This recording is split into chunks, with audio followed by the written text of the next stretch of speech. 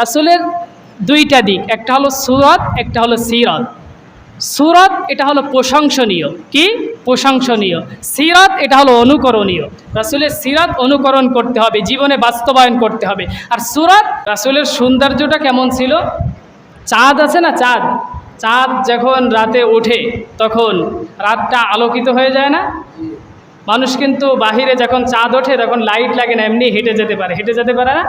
আম্মা জান হযরতে আয়েশা সিদ্দিকা রাদিয়াল্লাহু তাআলা আনহা বলতেছেন যে রাসূল যখন ঘরের ভিতর আসতো, ঘর যখন অন্ধকার থাকতো, রাসূল যখন ঘরের ভিতর পাও রাখতো, মনে হতো ঘরটা পুরো আলোকিত হয়ে গেছে। এত সুন্দর ছিল তার চেহারা। আল্লাহ রাব্বুল আলামিন এত সুন্দর করে বানিয়েছেন। পৃথিবীর জমিনে তিনি একজনই, আর পৃথিবীতে আসবে না কখনো এরকম সুন্দর মানুষ। সর্ব সুন্দর মানুষ হলো মুহাম্মাদুর রাসূলুল্লাহ সাল্লাল্লাহু আলাইহি ওয়াসাল্লাম। এরপরে হলো আমাদের ইউসুফ নবী, নাম শুনছি না? সে সুন্দর। ইউসুফ নবীর কথা হযরত আম্মা জান আয়েশা সিদ্দিকা রাদিয়াল্লাহু তাআলা আনহা শোনার পরে বলতেছেন যে মিশরের যে নারীরা ছিল তারা ইউসুফ নবীকে এক পলক দেখার পরে তাদের যে হাতে আপেল ছিল, আপেল কাটার বদলে তারা হাত কেটে ফেলেছে। আমার চিন্তা হয় তারা যদি আমার নবীকে, আমার রাসূলকে দেখতো তাহলে তারা কি করত আমি জানি না। অর্থাৎ ইউসুফ নবীর থেকেও অনেক অনেক গুণ সুন্দর ছিল আমার আপনার নবী মুহাম্মাদুর রাসূলুল্লাহ সাল্লাল্লাহু আলাইহি ওয়াসাল্লাম।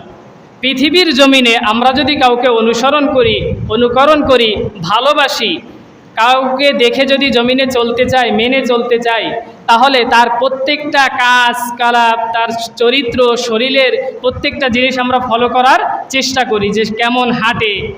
আমাদের যুবক ভাইয়েরা যাদেরকে অনুসরণ করে তারা কিন্তু দেখে যে ওই মানুষটা কিভাবে হাঁটতেছে। একটা নায়কের অনুসরণ করে, নায়ক কি পোশাক পরে সে ওই পোশাক পরার চেষ্টা করে। একটা খেলোয়াড়কে অনুসরণ করে, খেলোয়াড় কিভাবে চুল কাটে ওই যুবক ভাই কিন্তু ওইভাবে চুল কাটার চেষ্টা করে। খেলোয়াড় কি ঘড়ি পরেছে সেও একটা রকম ঘড়ি কেনার চেষ্টা করে।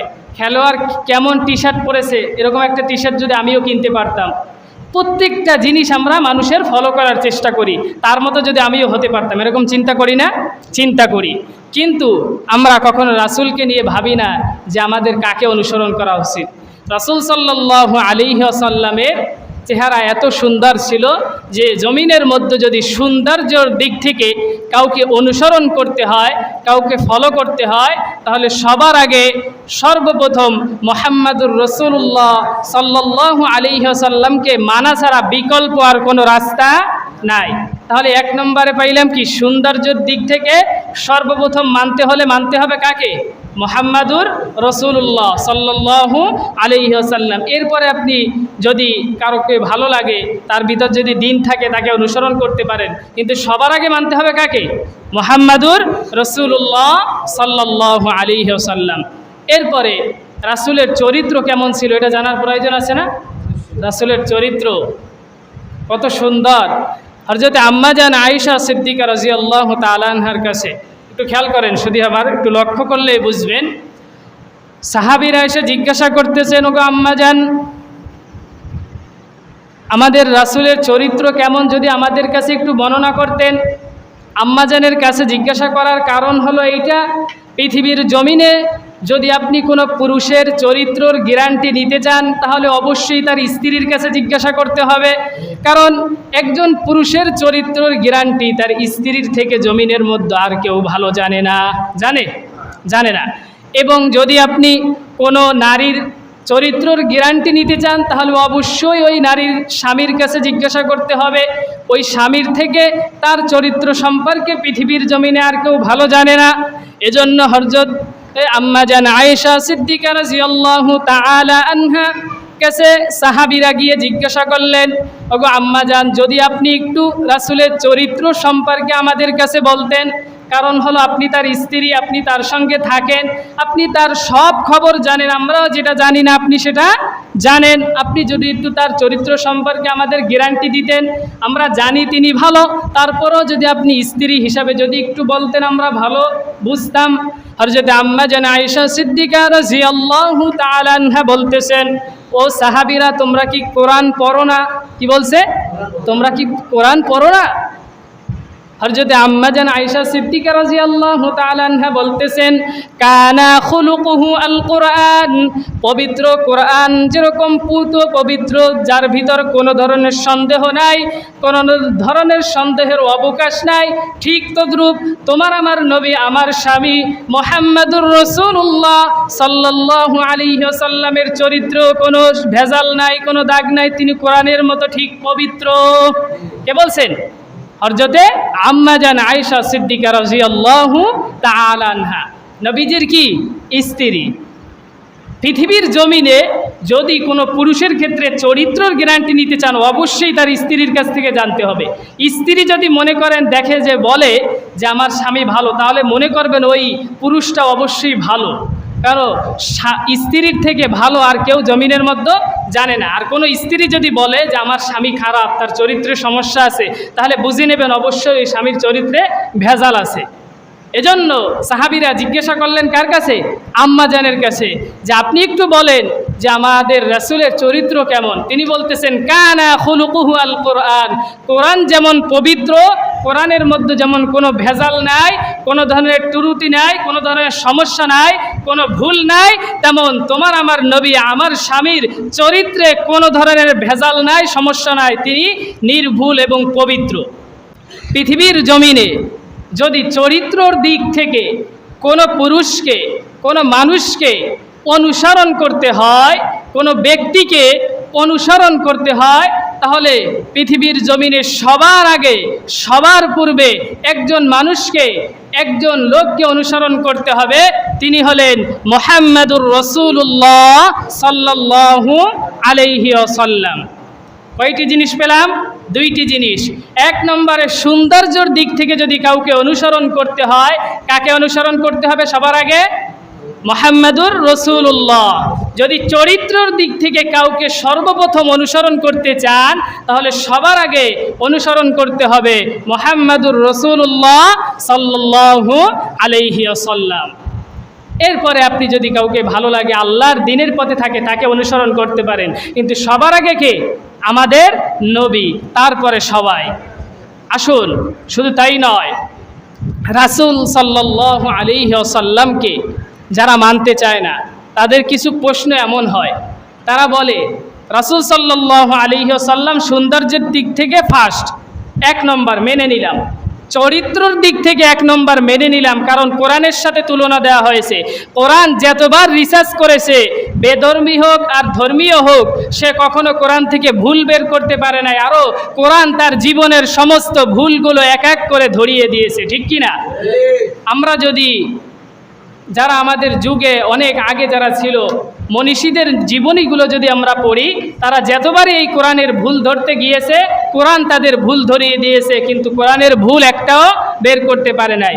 এজন্য আম্মা জান সরাসরি কোরআনের সাথে তুলনা দিয়েছে যে কানা খুলুকুহু আল কোরআন, কোরআন যেমন পবিত্র, তোমার আমার রসুলের চরিত্র ঠিক তেমন পবিত্র। তাহলে পৃথিবীর জমিনে চরিত্রের দিক থেকে যদি কাউকে অনুসরণ করতে হয়, রাসূলকে অনুসরণ করতে হবে। এখন যারা রাসূলকে মানে না, যারা অনুসরণ করে না, তাদের প্রশ্ন হলো, রাসূলের চেহারা সুন্দর মেনে নিলাম, রাসূলের চরিত্র সুন্দর মেনে নিলাম, কিন্তু রাসূল সাল্লাল্লাহু আলাইহি ওয়াসাল্লাম তার শিক্ষিত না, তাকে কেমনে মানি? কারণ তারা বলে, আপনারাই তো বলেন উম্মি নবী, উম্মি মানে কি? মূর্খ। রাসূল যদি উম্মি হইতো, অর্থাৎ রাসূল যদি মূর্খ হইতো, তাহলে এই কথার শব্দটা তার সাথে যাইতো, কিন্তু তিনি কি মূর্খ? তিনি কি উম্মি নবী? তিনি কিন্তু মূর্খ না, তিনি কিন্তু পৃথিবীর মধ্যে এক নম্বর শিক্ষিত। কেমন শিক্ষিত? আসুন, আল্লাহর রাসূল সাল্লাল্লাহু আলাইহি ওয়াসাল্লাম যে কেমন শিক্ষিত, এই প্রশ্ন যখন আমাদের কাছে ছুড়ে দেয় যারা রাসূলকে মানে না শিক্ষিতর কারণে, তাদেরকে আমরা উল্টা প্রশ্ন করতে চাই, আপনারা বলুন আপনাদের যারা শিক্ষিত আছে তারা কেমন শিক্ষিত? তারা বলে কি, আপনারা যাদের বই পড়েন, আপনাদের ছেলে মেয়ে বাচ্চারা যাদের বই পড়ে, যারা শিক্ষিত হয়ে বই লিখেছে, তাদের বইয়ের মধ্যে কি লেখা আছে? তারা কি বলে? আমাদের শিক্ষিতরা বই লিখেছে, হাট্টিমাটিম টিম, তারা মাঠে পারে ডিম, তাদের খাড়া দুটো শিং। খাড়া যাদের শিং আছে তারা কি ডিম পারে? এখন নাই হয়তো বইয়ের মধ্যে, আগে কিন্তু ছিল। হাট্টিমাটিম টিম, তারা মাঠে পারে ডিম, তাদের খাড়া দুটো শিং। যাদের খাড়া শিং এরা ডিম পারে পারে অর্থাৎ পারে, সবাই বলেন পারে। অর্থাৎ যেই বইয়ের মধ্যে মিথ্যাও আছে সত্যিও আছে। কিছুদিন আগে আবার বের হয়েছিল এরকম যে বানর থেকে মানুষ তৈরি 23 সালে, পরে আলেমদের সমালোচনার কারণে ওটা উঠিয়ে দিতে বাধ্য হয়েছে। অর্থাৎ আমরা যেই শিক্ষিতদেরকে মানি, আমরা যেই মনীষীদেরকে মানি, যারা আমাদেরকে শিখায়, তাদের বইয়ের মধ্যে ভুলও আছে, মিথ্যাও আছে, সত্যিও আছে। তাদেরকে যদি আমরা অনুসরণ করতে পারি তাহলে তাদের আগে আমাদেরকে মুহাম্মাদুর রাসূলুল্লাহ সাল্লাল্লাহু আলাইহি ওয়াসাল্লামকে মানতে হবে। কারণ হলো তিনি যেই কিতাবটা নিয়ে এসেছেন এর মধ্যে কোনো ধরনের ভুল নাই। কে বলে দিয়েছেন? আল্লাহ রাব্বুল আলামিন। যালিকাল কিতাবু লা রাইবা ফীহ, কি বলছেন? এই কিতাবের মধ্যে কোনো ধরনের সন্দেহ নাই, কোনো ধরনের ভুল নাই। অর্থাৎ শিক্ষিতর দিক থেকেও যদি আমরা পৃথিবীর জমিনে কাউকে মানতে চাই, সবার আগে মানতে হবে মুহাম্মাদুর রাসূলুল্লাহ সাল্লাল্লাহু আলাইহি ওয়াসাল্লাম। এরপরে যত শিক্ষিত আছে তাদেরকে আপনি মানেন, সমস্যা নাই, কিন্তু সবার আগে একজনকে মানতে হবে, তিনি হলেন আমার আপনার নবী মুহাম্মাদুর রাসূলুল্লাহ সাল্লাল্লাহু আলাইহি ওয়াসাল্লাম। এর বিকল্প কোনো রাস্তা নাই, কারণ তার কিতাবের মধ্যে কোনো ভুল আছে? কেউ বের করে দিতে পারবে? এরকম অবিকল সূরা বের করার জন্য অনেকে চেষ্টা করেছে, পেরেছে? পারে নাই। অর্থাৎ তার কাছে আল্লাহ রাব্বুল আলামিন যে কিতাব দিয়েছে, তাকে যে শিক্ষা দিয়ে পাঠিয়েছে, ওই শিক্ষার মধ্যে একটা জবরেরও ভুল কেউ বের করতে পারবে না। অর্থাৎ যার কিতাবে ভুল নাই তাকেই তো আগে মানতে হবে, তাই না? আসুন এবার রাসূলকে চেহারার দিক থেকে মেনে নিলাম, কারণ তিনি কি? 1 নম্বর। চরিত্রর দিক থেকে মেনে নিলাম, কারণ তিনি কি? 1 নম্বর। শিক্ষার দিক থেকেও রাসূলকে মেনে নিলাম, কারণ তিনি কি? 1 নম্বর। রাসূল সাল্লাল্লাহু আলাইহি ওয়াসাল্লাম কি বিজ্ঞানী ছিলেন কিনা এটা জানার প্রয়োজন আছে না? কারণ হলো নাস্তিক যারা আছে, যারা রাসূলকে মানতে চায় না, যারা ইসলাম ধর্মের ভিতর থেকে দূরে সরে থাকে, বিদ্বেষী করে, তারা বলে রাসূলকে চরিত্রের দিক থেকে মানলাম, সৌন্দর্যের দিক থেকে মানলাম, শিক্ষিতর দিক থেকে মানলাম, কিন্তু রাসূল সাল্লাল্লাহু আলাইহি ওয়াসাল্লাম বিজ্ঞানের যত ছাত্ররা আছে তারা কিভাবে মানবে? রাসূল সাল্লাল্লাহু আলাইহি ওয়াসাল্লাম কি একজনের নবী ছিলেন? গত সপ্তাহে বলেছিলাম না, পুরো জাহানের নবী ছিলেন। ওয়ামা আরসালনাকা ইল্লা রাহমাতাল লিল আলামিন, তিনি পুরো জগৎসমূহের রহমত স্বরূপ, নবী স্বরূপ আমাদের জমিনে এসেছেন। অর্থাৎ তাকে সবাই মানবে, কিন্তু সবাই মানতে হলে রাসূল সাল্লাল্লাহু আলাইহি ওয়াসাল্লাম যদি বিজ্ঞানী না থাকে, বিজ্ঞানের ছাত্ররা তাকে অনুসরণ করতে পারবে? এবার আসুন আমাদের যে বিজ্ঞানের ছাত্ররা আছে, যারা বিজ্ঞানী, তাদের কাছে যদি আমরা প্রশ্ন ছুড়ে দিই যে আপনারা জমিনের মধ্যে কি আবিষ্কার করেছেন, কি তৈরি করেছেন, তারা বলবে যে পৃথিবী স্থির থাকে, সূর্য তার চারপাশে ঘুরতে থাকে। কি করে? সূর্য তার চারপাশে ঘুরতে থাকে। 200 বছর বসে একটা বিজ্ঞানী আবিষ্কার করেছে পৃথিবী, এই যে জমিনটা সেটা স্থির থাকে, সূর্য পৃথিবীকে নিয়ে ঘুরতে থাকে। এরপরে 200 বছর পরে আরেক বিজ্ঞানী বলতেছে সূর্য স্থির থাকে কিন্তু পৃথিবী সূর্যকে নিয়ে ঘুরতে থাকে। এরপরে 200 বছর পরে আরেক বিজ্ঞানী এসে বলতেছে পৃথিবীও তার আপন কক্ষে ঘোরে, সূর্যও তার আপন কক্ষে ঘুরতে থাকে। এবার আসেন শুধু আমার একটা সামান্য কথা, পৃথিবী ঘোরে না সূর্য ঘোরে, এই কথাটুকু আবিষ্কার করতে যেই বিজ্ঞানীদেরকে 200 বছর থেকে 600 বছর লেগে যায়, এই কথাটুক আমার আপনার নবী মুহাম্মাদুর রাসূলুল্লাহ সাল্লাল্লাহু আলাইহি ওয়াসাল্লাম 1400 বছর আগে এই কোরআনের ভিতর বলে দিয়েছেন সূরা ইয়াসিনের মধ্যে, ওয়াশ-শামসু তাজরি লিমুস্তাকাররিল লাহা, পৃথিবীও তার আপন কক্ষে ঘোরে, সূর্যও তার আপন কক্ষে ঘোরে। তাহলে যেই সামান্য কথা পৃথিবীর বিজ্ঞানীদের আবিষ্কার করতে 200 বছর লেগে গেল, সেই কথা বলে গেছেন 1400 বছর আগে কে? আমার আপনার নবী মুহাম্মাদুর রাসূলুল্লাহ সাল্লাল্লাহু আলাইহি ওয়াসাল্লাম এই কিতাবের মধ্যে। অর্থাৎ বিজ্ঞানের দিক থেকে তাকে ঠেলা যাবে? সম্ভব। শিক্ষিতের দিক থেকে সম্ভব, সৌন্দর্যের দিক থেকে সম্ভব, চরিত্রের দিক থেকে সম্ভব, সব দিক থেকে তিনি কয় নম্বর? 1 নম্বর। সবার আগে যদি মানতে হয় বিজ্ঞানের ছাত্রদেরকে, মানতে হবে কাকে?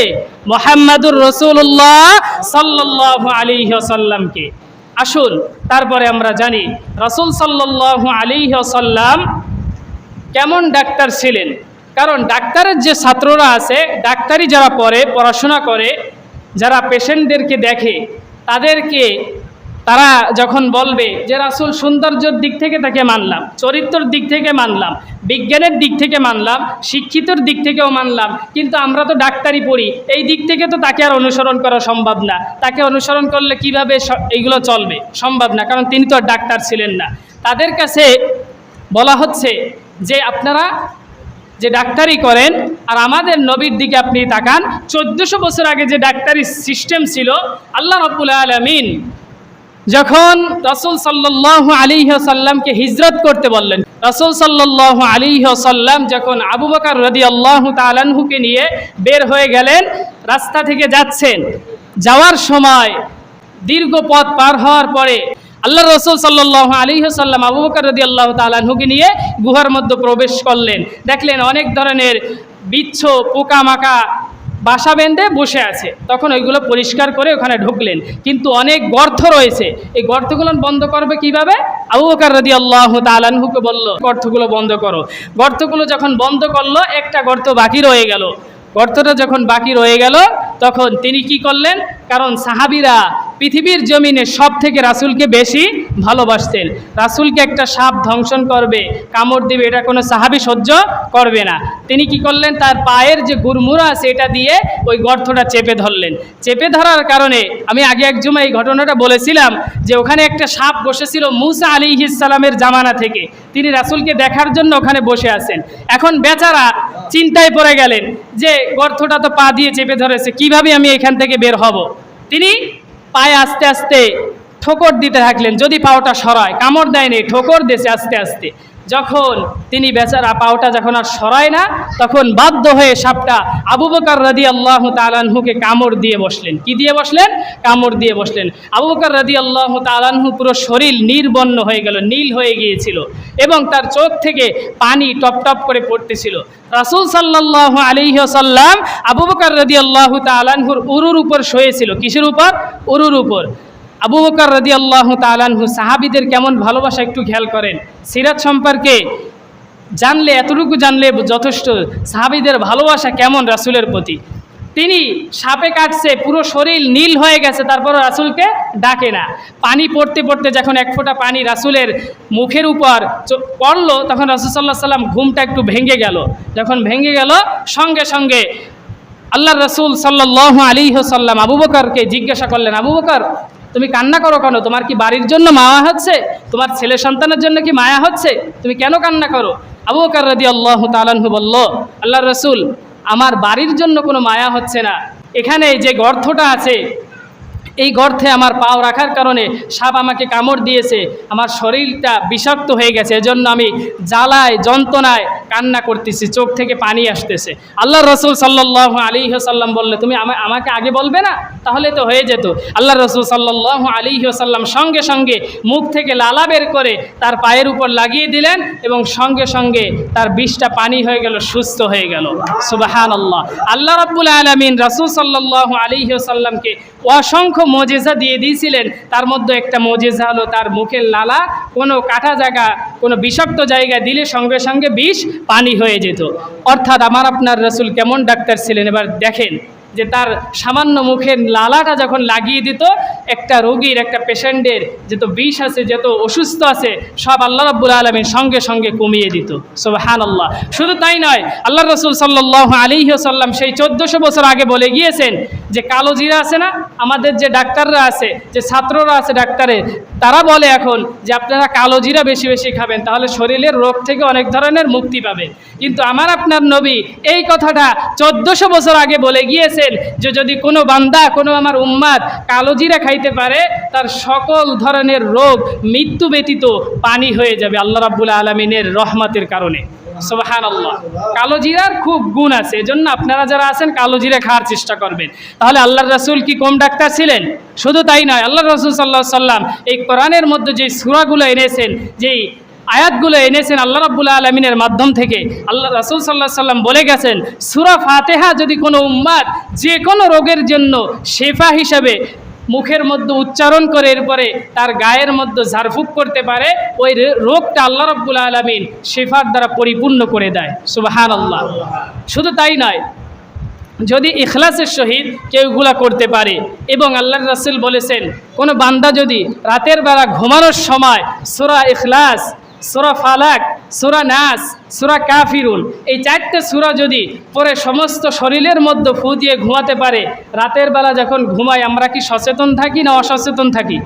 অসচেতন না? এই কানের যে ছিদ্রগুলো আছে এই ছিদ্রগুলো কি বন্ধ করে ঘুমাই? নাকের ছিদ্রগুলো বন্ধ করে ঘুমাই? হাত পাও কি সুন্দর করে বেঁধে ঘুমাই যে কোনো ধরনের বিষাক্ত কোনো কিছু কামড় দিতে পারবেন এরকম করে ঘুমাই? ঘুমাই না, অসচেতনভাবে ঘুমায়। হয়তো বিষাক্ত জিনিস এসে কামড়ও দিতে পারে, কানের ভিতর ঢুকে যেতে পারে, নাকের ভিতর ঢুকে যেতে পারে। কিন্তু আল্লাহর রাসূল সাল্লাল্লাহু আলাইহি ওয়াসাল্লাম উম্মতের জন্য শিফা হিসেবে রেখে গেছেন সূরা ফালাক, সূরা নাস, সূরা ইখলাস, সূরা কাফিরুন। যদি কোনো বান্দা পড়ে সমস্ত শরীরে ফু দিয়ে ঘুমাতে পারে, রাতের বেলায় কোনো ধরনের জিনভূত এবং বিষাক্ত কোনো ধরনের প্রাণী তাকে হামলা করতে পারবে না। সুবহানাল্লাহ। তার কেমন ডাক্তার ছিলেন চিন্তা করেন।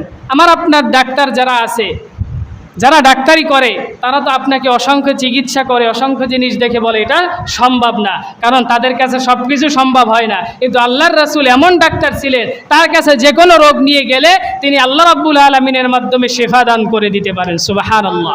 এজন্য ডাক্তারের দিক থেকে যদি পৃথিবীর জমিনে কাউকে অনুসরণ করতে হয়, ডাক্তারের যত ছাত্র আছে, মেডিকেলে যত ছাত্র পড়াশোনা করে, তারা যদি জমিনের মধ্যে কাউকে অনুসরণ করতে চায়, তাহলে সবার আগে সর্বপ্রথম 1 নম্বরে আমার আপনার নবী মুহাম্মাদুর রাসূলুল্লাহ সাল্লাল্লাহু আলাইহি ওয়াসাল্লামকে অনুসরণ করতে হবে। এরপরে যাকে অনুসরণ করুক কোনো সমস্যা নাই, কিন্তু সবার আগে কে? মুহাম্মাদুর রাসূলুল্লাহ। তাহলে সৌন্দর্যের দিক থেকে তিনি 1 নম্বর, চরিত্রের দিক থেকে তিনি 1 নম্বর, শিক্ষিতর দিক থেকে তিনি 1 নম্বর, বিজ্ঞানের দিক থেকে রাসূল সাল্লাল্লাহু আলাইহি ওয়াসাল্লাম 1 নম্বর, ডাক্তারের দিক থেকে রাসূল সাল্লাল্লাহু আলাইহি ওয়াসাল্লাম 1 নম্বর। এবার আসুন, আল্লাহর রাসূল সাল্লাল্লাহু আলাইহি ওয়াসাল্লামকে আমরা সব দিক থেকে মেনে নিলাম জমিনের মধ্যে, কিন্তু নেতা হিসাবে কি তাকে মানা যায়? তিনি তো ছিলেন একজন নবী, মসজিদে নামাজ পড়াইতেন, মানুষদেরকে কালেমার দাওয়াত দিতেন, লা ইলাহা ইল্লাল্লাহ মুহাম্মাদুর রাসূলুল্লাহ, আল্লাহর পথে আসো, আল্লাহর ইবাদত করো, 5 ওয়াক্ত নামাজ পড়ো, মিলাদ শরীফ পড়ো, জেলাফি খাও, এইগুলা করে তোমরা জমিনে থাকো, জান্নাতে যেয়ে যাবে। এই কথা বলেছেন? কখনো বলেছেন? তিনি কেমন নেতা ছিলেন আপনি একটু যদি তার জীবনী ফলো করেন। কিন্তু আমাদের যুবক ভাইয়েরা, আমাদের মুরব্বী বাবাজিরা 40 বছর হয়ে গেছে, 50 বছর হয়ে গেছে, নবীজির জীবনী কখনো হাতিয়ে দেখে না যে নবীজি কেমন নবী ছিল। তার জমিনে যে তার জীবনের মধ্যে যে সব দিকটা ছিল এটা কখনো ভাবার চেষ্টা করে না। চিন্তা করে নেতার দিক থেকে তাকে মানা যায় না। নেতা হিসেবে মানতে হলে অবশ্যই জিয়াউর রহমানকে মানতে হবে, অবশ্যই তারেক রহমানকে মানতে হবে, মুজিবুর সাহেবকে মানতে হবে, ডক্টর শফিকুর রহমানকে মানতে হবে, অথবা যত দল আছে না কেন তাদেরকেই মানতে হবে। নেতা হিসেবে রাসূলকে মানা সম্ভব না, কারণ তিনি তো নেতা ছিলেন না। অনেক মানুষ জানে, অনেক মানুষ এরকম ভাবে, কিন্তু আসলে বিষয়টা কিন্তু এরকম নয়। আল্লাহর রাসূল সাল্লাল্লাহু আলাইহি ওয়াসাল্লাম জমিনের মধ্যে শ্রেষ্ঠ নেতা ছিলেন। আসুন শুনুন, আমার আপনার নবী মুহাম্মাদুর রাসূলুল্লাহ সাল্লাল্লাহু আলাইহি ওয়াসাল্লাম কেমন নেতা ছিলেন শুধু আমার খেয়াল করুন। জমিনের মধ্যে আমার আপনার নেতা যাদেরকে আমরা অনুসরণ করি, যাদেরকে আমরা ফলো করি, যাদের জন্য আমরা মার খাই, যাদের জন্য আমাদের বুকটা পেতে দিই গুলি নেওয়ার জন্য, তারা আমাদের জন্য কি করে? আমার আপনার নেতারা কয়দিন আমাদের জন্য জেল খেটেছে একটু চিন্তা করে দেখেন। আমার আপনার নেতা যারা জমিনের মধ্যে চলাফেরা করতেছে, দাম্ভিকতার সহিত অহংকার দেখাচ্ছে, তারা কয়দিন আমার আপনার জন্য জেল খেটেছে, কয়দিন তাদের দান শহীদ করেছে একটু চিন্তা করুন, কয়দিন তাদের শরীরটা রক্তাক্ত করেছে, কয়দিন তাদের পা মোবারক রক্তাক্ত হয়ে জুতার মধ্যে আটকে গেছে। এরকম কোনো নজির আছে? খুব কম। এবার খেয়াল করেন আমার আপনার নবী কি করেছেন। মুহাম্মাদুর রাসূলুল্লাহ সাল্লাল্লাহু আলাইহি ওয়াসাল্লাম কেমন নেতা ছিলেন একটু খেয়াল করুন। শিয়াবে আবু তালেবের ভিতর রাসূল সাল্লাল্লাহু আলাইহি ওয়াসাল্লাম এই উম্মতের জন্য, তাদেরকে জমিন থেকে জাহান্নাম থেকে বাঁচানোর জন্য, জান্নাতে নেওয়ার জন্য, এক আল্লাহর কালেমার দাওয়ার জন্য, এই কোরআনের আইন প্রতিষ্ঠা করার জন্য, জমিনের মধ্যে আল্লাহ রাব্বুল আলামিনের আইন প্রতিষ্ঠা করার জন্য, কোরআনী শাসন কায়েম করার জন্য আমার আপনার নবীকে শিয়াবে আবু তালিবের ভিতর 3.5 বছর জেল খাটতে হয়েছে। কেমন নেতা! দিনের জন্য কাজ করতে গিয়ে, জনগণের জন্য কাজ করতে গিয়ে, সাধারণ মানুষের জন্য কাজ করতে গিয়ে 3.5 বছর জেল খেটেছেন। কয় বছর? 3.5 বছর। এবার আপনাদের মনে একটা প্রশ্ন জাগে না, যে যেই নবীকে আল্লাহ রাব্বুল আলামিন এত নিয়ামত দিল, এত কিছু দিল, এত পাওয়ার দিল, সেই আল্লাহ চাইলে পারতেন না ওই 3.5 বছর তাকে বাহিরে রাখতে? পারতেন না? কিছু মানুষ প্রশ্ন করে, দেখবেন ওই আলেম জেলে গেছে, নিশ্চয়ই তার কোনো দোষ আছে, কারণ সে একজন আলেম মানুষ, সে কেন জেলে যাবে? আল্লাহ রাব্বুল আলামিন তাকে ফুসরত দিয়ে যেভাবে বের করে দেবে। আল্লাহর কাছে কি ক্ষমতা নাই? হ্যাঁ, ক্ষমতা আছে, কিন্তু আল্লাহ রাব্বুল আলামিন বান্দাদেরকে কি করেন? সুযোগ দেয়, যদি বান্দা হেদায়েতের পথে আসে। কিন্তু যখন হেদায়েতের পথে না আসে, আল্লাহই ব্যবস্থা করে দেয়। ব্যবস্থা করে দিছে না বাংলার জমিনে বের করার জন্য আলেমদের? ব্যবস্থা করে দিছে। ঠিক আমার আপনার নবীকে মুহাম্মদুর রাসূলুল্লাহ সাল্লাল্লাহু আলাইহি ওয়াসাল্লামকে আল্লাহ রাব্বুল আলামিন 3.5 বছর জেল খাটিয়েছেন। কারণ হলো উম্মতদেরকে জানিয়ে দিতে চেয়েছেন, তোমরা যখন দিন কায়েমের কথা বলবে, কোরআনের আইন প্রতিষ্ঠা করার কথা বলবে, আল্লাহর রাসূলকে নেতা হিসেবে যখন অনুসরণ করবে, তাকে যেন পরিপূর্ণ যখন অনুসরণ করতে যাবে, তোমরা যখন রাজনীতিক অঙ্গনে একজন ব্যক্তিকে অনুসরণ করতে হবে, যখন করতে যাবে, মুহাম্মদুর রাসূলুল্লাহ সাল্লাল্লাহু আলাইহি ওয়াসাল্লামকে যখন অনুসরণ করতে যাবে, তখন তোমাদেরকেও রক্ত দিতে হবে, তোমাদেরকেও মার খেতে হবে, তোমাদেরকেও দেশ ছাড়তে হবে, তোমাদেরকেও বাড়িঘর ছাড়তে হবে, তোমাদেরকেও শিয়াবে আবু তালেবের মতো বাংলার জমিনে হাজারো জেলখানার মধ্যে বছরের পর বছর জেলের মধ্যে পচতে হবে, হয়তো দুনিয়া থেকে চলেও যেতে হবে, কিন্তু রাসূলের পথ থেকে এক বিন্দু পরিমাণ তোমরা সরে যেতে পারবে না। কারণ হলো তোমার নবীও জেল খেটেছে। আল্লাহ রাব্বুল আলামিন নবীকে জেল খাটিয়ে উম্মতদেরকে বুঝিয়ে দিয়েছে যে তোমরা কষ্ট পাবে না, তোমার নবীও কিন্তু জেল খেটেছে, তুমি একা জেল খাটতেছো না। অর্থাৎ নেতা হিসেবে যদি সর্বপ্রথম জমিনের মধ্যে কাউকে যদি মানতে হয়, রাসূলকে 1 নম্বরে মানতে হবে। শুধু তাই নয়, শুধু আমার একটু খেয়াল করুন, আল্লাহর রাসূল সাল্লাল্লাহু আলাইহি ওয়াসাল্লাম উহুদের যুদ্ধের ময়দানে যুদ্ধ করতে করতে কোনো এক সাহাবী তখনও মুসলমান হননি, রাসূল সাল্লাল্লাহু আলাইহি ওয়াসাল্লামের কপালের উপর একটা পাথর নিক্ষেপ করেছে। কি নিক্ষেপ করেছে? পাথর নিক্ষেপ করার কারণে রাসূল সাল্লাল্লাহু আলাইহি ওয়াসাল্লাম কপালটা ফেটে ফিঙ্কি দিয়ে রক্ত বের হচ্ছিল। রক্ত বের হওয়া এত বেগ ছিল, আল্লাহ রাসূল সাল্লাল্লাহু আলাইহি ওয়াসাল্লাম জমিনের মধ্যে বসে গেছেন। কি হচ্ছেন? বসে গেছেন, আর হাঁটতে পারে নাই। বসে কি মানুষের জন্য, উম্মতের জন্য, তার শাগরেদদের জন্য বদদোয়া করেছেন? বদদোয়া কিন্তু করেন নাই। তিনি কি বলতেছেন শুনুন, আল্লাহর রাসূল সাল্লাল্লাহু আলাইহি ওয়াসাল্লাম জমিনের মধ্যে বসে বসে বলতেছেন, ওগো আল্লাহ, যেই উম্মতরা, যেই অনুসারীরা, যাদের কাছে আপনি আমাকে দাওয়াত দিতে পাঠিয়েছেন, যারা তাদের নবীকে রক্তাক্ত করে, যারা তাদের নবীকে মারে, তারা কিভাবে জান্নাতে যাবে? কি কথা চিন্তা করেছেন? যারা তাদের নবীকে মারে, তারা কিভাবে জান্নাতে যাবে?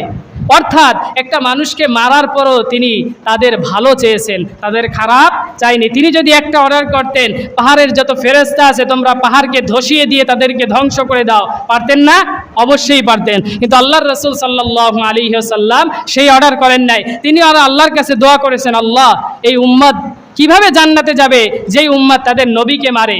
এই উম্মতকে তুমি ধ্বংস করে দিও না। হয়তো তারা আজকে না তারা বুঝতেছে না, হয়তো একদিন তারা বুঝবে, বুঝার কারণে এই কোরআনের পথে ফিরে আসবে, আমাকে নেতা হিসেবে মেনে নেবে, আমাকে লিডার হিসেবে মেনে নেবে, কিন্তু একটু সময় লাগবে, তুমি তাদেরকে ধ্বংস করে দিও না। এমন নেতা ছিলেন, এত বিনয়ী ছিলেন, এত রক্তাক্ত হওয়ার পরও তিনি তার শাগরেদদেরকে কখনো পিছপা ফেলে চলে যায় নাই। আল্লাহর রাসূলের যুদ্ধের যত জীবনী আছে, 27টা যুদ্ধের কমান্ডার ছিলেন আল্লাহর রাসূল সাল্লাল্লাহু আলাইহি সাল্লাম। একটা যুদ্ধের কাহিনী পরেও কি কেউ পাবেন যে আল্লাহর রাসূল সাল্লাল্লাহু আলাইহি সাল্লাম যত সাহাবী ছিল তার সঙ্গে যুদ্ধ করত, তাদেরকে ফেলে পিছন থেকে চলে গেছে? এরকম কোনো নজির আছে? প্রত্যেকটা যুদ্ধে তিনি কমান্ড দিয়ে, হোক বিজয় অথবা পরাজয়, তাদেরকে সঙ্গে নিয়ে একজনকেও ফেলে রেখে আসেন নাই। এমন নেতা তিনি ছিলেন। তাহলে তাকে অনুসরণ করব না, তাহলে কাকে অনুসরণ করব?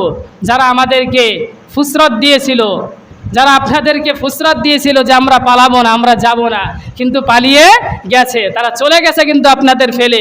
কিন্তু এই পাতি নেতারা যারা আছে, যারা জমিনের মধ্যে বরত্ব করতেছিল, তারা আজকে বিপদে পড়ে গেছে।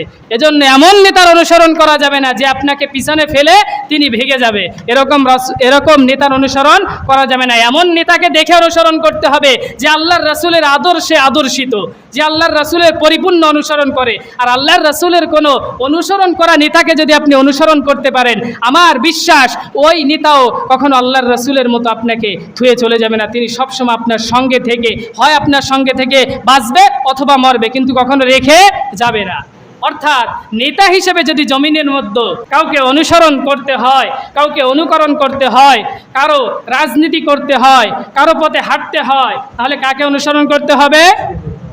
আল্লাহর রাসূল সাল্লাল্লাহু আলাইহি ওয়াসাল্লাম। অর্থাৎ রাসূল সাল্লাল্লাহু আলাইহি ওয়াসাল্লাম যেহেতু জমিনে নাই, তাহলে কাকে অনুসরণ করব? তার দেখানো পথ অনুসরণ যারা করতেছে, তার আদর্শে আদর্শিত হয়ে যারা চলতেছে, তার আইন যারা জমিনের মধ্যে বাস্তবায়ন করার চেষ্টা করতেছে, তাদের পথ ধরে আমরা সামনের দিকে অগ্রসর হওয়ার চেষ্টা করব। তাহলে অবশ্যই আল্লাহ রাব্বুল আলামিনের কাছে হয়তো কোনো একভাবে মাপ পেয়ে যাব। কিন্তু যদি তা না করি, তাদের বিরোধিতা করি, তাহলে কিন্তু আল্লাহর রাসূলের কাছে শাফাত পাবো না এবং ধরা খেয়ে যাব। কারণ রাসূলের পূর্ণাঙ্গ অনুসরণ না করলে জান্নাতে যাওয়া সম্ভব হবে না। তাহলে সৌন্দর্যের দিক থেকে কাকে মানব? আল্লাহর রাসূলকে এক নম্বর। চরিত্রের দিক থেকে সবার আগে যদি কাউকে মানতে হয়, কাকে মানতে হবে? আল্লাহর রাসূলকে। যদি শিক্ষিতের দিক থেকে সবার আগে কাউকে মানতে হয়, কাকে মানতে হবে? মুহাম্মাদুর রাসূলুল্লাহ সাল্লাল্লাহু আলাইহি ওয়াসাল্লামকে। বিজ্ঞানের দিক থেকে যদি কাউকে সবার আগে সর্বপ্রথম মানতে হয়, কাকে মানতে হবে? মুহাম্মাদুর রাসূলুল্লাহ সাল্লাল্লাহু আলাইহি ওয়াসাল্লামকে। নেতা হিসাবে এই জমিনের মধ্যে, শুধু বাংলা নয় পুরো পৃথিবীর মধ্যে যদি কাউকে অনুসরণ করতে হয়, কাউকে মানতে হয়, যদি কোনো রাজনীতি করতে হয়, যদি আল্লাহ তাআলা রাজনীতি করতে বলেন, তাহলে কাকে করতে হবে? যে আল্লাহর রাসূলের আদর্শিত ভাবে পথ চলতেছে, না হলে কিন্তু ধরা খেয়ে যাব। আসুন, আল্লাহর রাসূল সাল্লাল্লাহু আলাইহি ওয়াসাল্লামের সব পাইলাম। এখন যারা অনেক ডিগ্রিধারী, অনেক ডিগ্রি অর্জন করেছে, নেপাল থেকে, সেই বুয়েট থেকে, আজহার বিশ্ববিদ্যালয় থেকে, বিভিন্ন বিশ্ববিদ্যালয় থেকে ডিগ্রি অর্জন করে এনেছে। কষ্ট করে ডিগ্রি অর্জন করতে হয় না? বছরের পর বছর আত্মীয় স্বজন সব ফেলে রেখে পড়াশোনা করে এরপরে ডিগ্রিটা অর্জন করে আসতে হয়েছে। এখন তারা যদি বলে যেই নবীর কোনো ডিগ্রি নাই তাকে আমি অনুসরণ করতে পারবো না, সব অনুসরণ করব, কিন্তু ডিগ্রি ছাড়া নবীকে অনুসরণ করা সম্ভব না, তাদেরকে কিছু জবাব দেওয়ার প্রয়োজন আছে না? আসুন, আল্লাহর রাসূল সাল্লাল্লাহু আলাইহি ওয়াসাল্লামের কেমন ডিগ্রি ছিল? রাসূল সাল্লাল্লাহু আলাইহি ওয়াসাল্লামের ডিগ্রি হলো স্বয়ং আল্লাহ রাব্বুল আলামিন দিয়েছেন। কে দিয়েছেন? আল্লাহ রাব্বুল আলামিন। আমাদের জমিনে যারা ডিগ্রিধারী আছে, 5, 6টা 7টা যত ডিগ্রি থাকুক না কেন, সে যত দূর থেকে আনুক না কেন, যত বড় বিশ্ববিদ্যালয় থেকে ডিগ্রি আনুক না কেন, তার কাছে যদি জিজ্ঞাসা করি আপনি যেই শিক্ষকের কাছ থেকে ডিগ্রি নিয়েছেন তার কোনো শিক্ষক আছে কিনা, তিনি বলবে কি? না না হয় বলবে না? কারণ শিক্ষকেরও শিক্ষক আছে, কিন্তু আমার আপনার নবী মুহাম্মাদুর রাসূলুল্লাহ সাল্লাল্লাহু আলাইহি ওয়াসাল্লাম যার কাছ থেকে ডিগ্রি নিয়েছেন স্বয়ং আল্লাহ রাব্বুল আলামিন, তার কোনো শিক্ষক আছে? নাই। অর্থাৎ জমিনের মধ্যে ছাত্রকে যদি আমরা মানতে পারি, শিক্ষকের ছাত্রকে যদি আমরা মানতে পারি, স্বয়ং রব্বুল আলামিন যার কোনো শিক্ষক নাই তার ছাত্রকে সবার আগে মানতে হবে, সবার আগে অনুসরণ করতে হবে, এর বিকল্প রাস্তা কোনো নাই। এরপরে আপনি যাকে মানেন কোনো সমস্যা নাই, কিন্তু সবার আগে মানতে হবে কাকে? মুহাম্মাদুর রাসূলুল্লাহ। শুধু তাই নয়, আল্লাহ রাব্বুল আলামিন কোরআনের মধ্যেও বলে দিয়েছেন, সুবহানাল্লাযী আসরা বিআবদিহি লাইলাম মিনাল মাসজিদিল হারামি ইলাল মাসজিদিল আকসা। আল্লাহ রাব্বুল আলামিন বলতেছেন, আল্লাহর রাসূল সাল্লাল্লাহু আলাইহি ওয়াসাল্লামকে আমি দুনিয়ার কোনো বিশ্ববিদ্যালয়কে পড়াই নাই, তাকে কোনো দুনিয়ার বিশ্ববিদ্যালয় থেকে ডিগ্রি দিই নাই, তাকে দিয়েছি স্বয়ং মসজিদুল আকসা, মসজিদুল হারামে তাকে নিয়ে আমি স্বয়ং রব্বুল আলামিন ডিগ্রি দিয়ে দিয়েছি। সুবহানাল্লাহ। সের কিতাব কই? রাসূল সাল্লাল্লাহু আলাইহি ওয়াসাল্লামের কিতাব কোনটা? আল কোরআন। তিনি এই ডিগ্রি আল্লাহ রাব্বুল আলামিনের কাছ থেকে নিয়ে এসেছেন। জমিনের মধ্যে যাদেরকে অনুসরণ করি, যাদেরকে ফলো করি, তারা যারা শিক্ষিত আছে, যারা ডাক্তার হয়, তারা কি ইঞ্জিনিয়ারিং পারে? কোনো বিল্ডিংয়ের কাজ ধরতে পারে? যারা বিজ্ঞানী হয় তারা কি ডাক্তারি করতে পারে? যারা কৃষক হয় তারা কি কোনো অফিসে গিয়ে কাউকে সই স্বাক্ষর দিয়ে টাকা দিতে পারে? কোনো ব্যাংকের অফিসে গিয়ে চাকরি করতে পারে? পারে না। প্রত্যেকটা মানুষের এক একটা সেক্টর নিয়ে পড়াশোনা করে ওই সেক্টরেই যেতে হয়, এর বাহিরের কোনো সেক্টরে যেতে পারে না। তাদের বইয়ের মধ্যে একটা সেক্টর সম্পর্কে, একটা সাবজেক্ট সম্পর্কে লেখা থাকে, অন্য কোনো সাবজেক্ট সম্পর্কে ওই বইয়ের মধ্যে আসে না। মেডিকেলে যারা পড়াশোনা করে তাদের শুধু ডাক্তারি শেখায়, তাদেরকে কখনো বিজ্ঞানের বিষয় শিখায় না, তাদেরকে কখনো কৃষকের বিষয় শিখায় না। একটা বিষয় তাদেরকে পড়াশোনায় অভিজ্ঞ বানায়। কিন্তু আমার আপনার নবী মুহাম্মাদুর রাসূলুল্লাহ সাল্লাল্লাহু আলাইহি ওয়াসাল্লাম, আল্লাহ রাব্বুল আলামিন তাকে যে কিতাবটা দিয়ে দিয়েছেন, তাকে যেই ডিগ্রিটা দিয়ে দিয়েছেন, এই ডিগ্রির ভিতর কি শুধু ডাক্তারি ছিল, শুধু ইঞ্জিনিয়ারিং ছিল?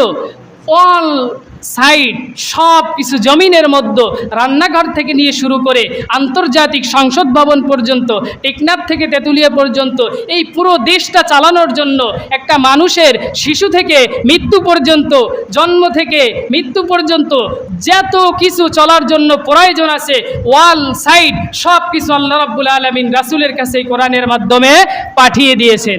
অর্থাৎ জমিনের মধ্যে যদি কাউকে অনুসরণ করতে হয়, সবার আগে কাকে অনুসরণ করতে হবে? মুহাম্মাদুর রাসূলুল্লাহ সাল্লাল্লাহু আলাইহি ওয়াসাল্লামকে। তাহলে রাসূলের সিরাত সম্পর্কে আমরা যেটা জানলাম, রাসূলের দুইটা দিক, একটা হলো সুরাত, একটা হলো সিরাত। সুরাত এটা হলো প্রশংসনীয়, কি প্রশংসনীয়।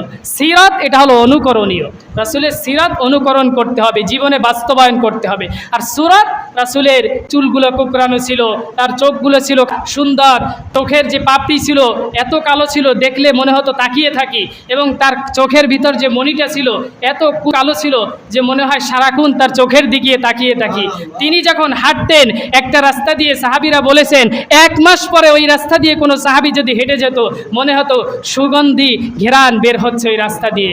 শুধু তাই নয়, আল্লাহর রাসূল সাল্লাল্লাহু আলাইহি ওয়াসাল্লাম রাস্তায় কখনো বা যখন ঘামিয়ে যেতেন, তিনি যখন ঘামান্ত অবস্থায় তার শরীরটা নিয়ে তার হুজরার মধ্যে ঢুকতেন, তার বিবিরা যারা স্ত্রীরা ছিল তারা ছোট্ট শিশিতে করে তার ঘামগুলো ভরে রেখে দিতেন। কারণ ওইগুলো ভরে রেখে দিয়ে সামনে যদি কোনো অনুষ্ঠান হয়, কোনো আয়োজন হয়, সেই অনুষ্ঠানে আয়োজনে সেন্ট হিসাবে অথবা আতর হিসাবে তারা তাদের গায়ে ব্যবহার করতেন। আল্লাহর রাসূল সাল্লাল্লাহু আলাইহি ওয়াসাল্লাম এই সব যত সূরাত আছে এগুলো সবগুলো কি প্রশংসনীয়, এগুলো চাইলেও কখনো অনুসরণ করা সম্ভব না। কারণ আল্লাহ রাব্বুল আলামিন যাকে যেভাবে সৃষ্টি করেছে, আমি যদি চাই আল্লাহর রাসূলের মতো যদি সূরাতটা হইতো, হ্যাঁ আপনি মনে মনে চাইতে পারেন, কিন্তু কখনো এটা সম্ভব না। কিন্তু একটা জিনিস সম্ভব, সেটা হলো রাসূলের সিরাত। কি সিরাত? সূরাত সম্ভব না, কিন্তু সিরাত কিন্তু সম্ভব। সিরাত আল্লাহ রাসূলের জীবনী, এই পূর্ণাঙ্গ জীবনী যদি কেউ তার জীবনে বাস্তবায়ন করে নিতে পারে, অনুসরণ করে নিতে পারে, একদম শিশু থেকে মৃত্যু পর্যন্ত A to Z আল্লাহর রাসূলের পূর্ণাঙ্গ অনুসরণ করে জমিন থেকে যদি বিদায় নিতে পারে, আল্লাহ রাব্বুল আলামিনের স্বয়ং ওয়াদা, তাকে আল্লাহ রাব্বুল আলামিন অবশ্যই জান্নাতে দিবে।